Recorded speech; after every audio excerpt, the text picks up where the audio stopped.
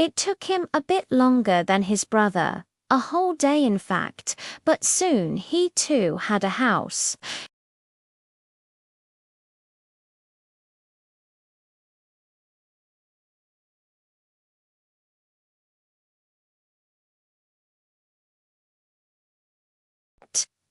The third little pig, the oldest and wisest, had been observing his brothers.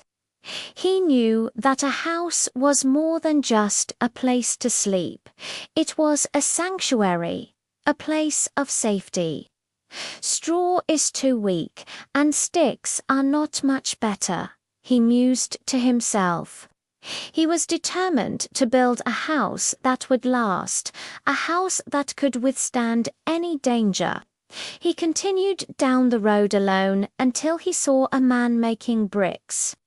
The work looked hard and heavy, but the bricks looked incredibly strong. That's what I'll use, he decided. He bought a large pile of red bricks and a trowel. Building with bricks was slow, painstaking work.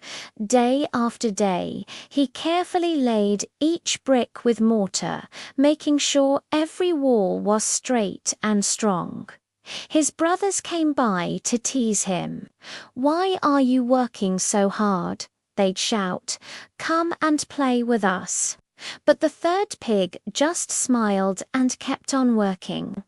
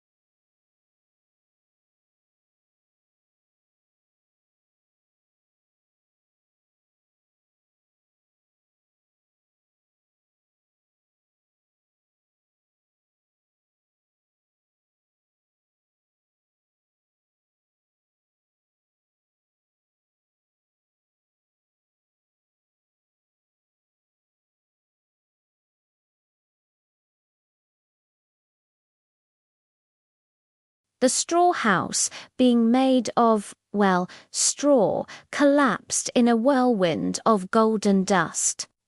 The terrified little pig squealed and ran as fast as his little legs could carry him, all the way to his brother's house of sticks. The first pig burst through the door of the stick house, panting and out of breath. The wolf, the wolf. "He blew my house down," he cried.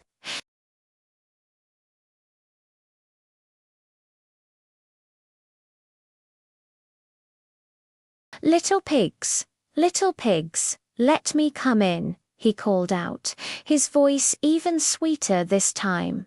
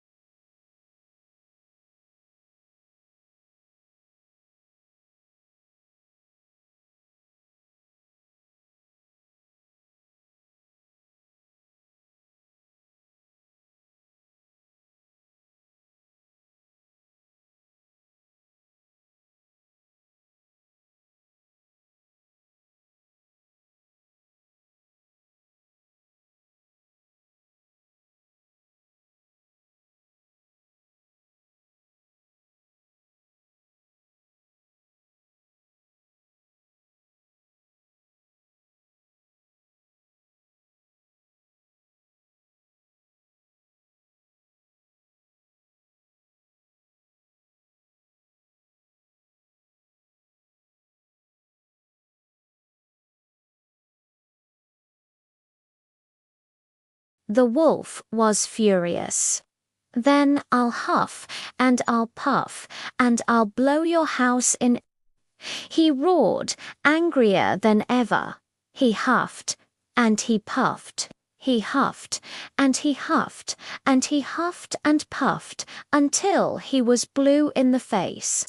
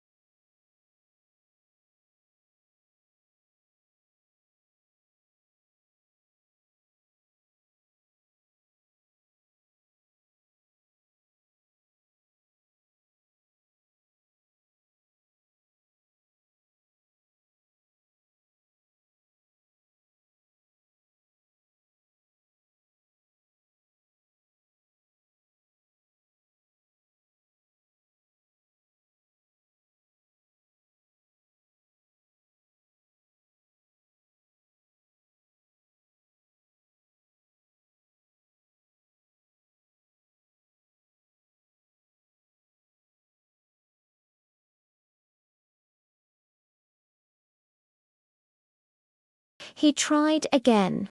"Little pig," he called, "I know where there is a lovely apple tree." "Where?" asked the pig. "Down at Merry Garden. I will come for you at 5 o'clock tomorrow morning." The next day the pig got up at 4, hoping to be back before the wolf came.